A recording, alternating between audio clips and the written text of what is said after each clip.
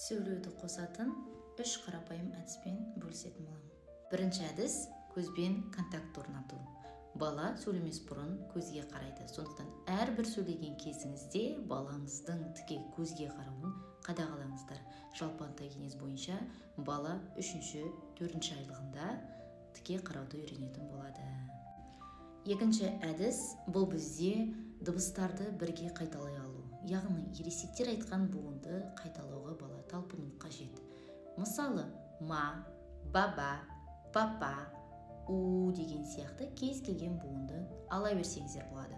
Ересектермен бірге қайталау сөйлеудің алғашқы қадамы болып саналады. Үшінші әдіс балаға таңдау береміз және сол арқылы сөйлеуді ынталандырамыз. Бұл қалай жүзеге асады? Кез келген екі ойыншықты аламыз, бір ойыншықты көрсетеміз. Саған қайсысы қажет? Мынау ма? Мынау ма? Бала бұл жерде сөйлей алатын болса, я, мынау деп жауап беру керек. Егер бастапқы дыбыстары, дауысты дыбыстар болмаса, ең болмағанда басын изеу немесе шайқау бойынша көрсетуге де болады. Бұл біздің баламен тікелей қарым-қатынас жасауымызға, алғашқы сөздердің пайда болуына, сөйлеу тілінің дұрыс шығуын ынталандыратын болады. Аталған үш әдістің барлығын үй жағдайында пайдалануға болады.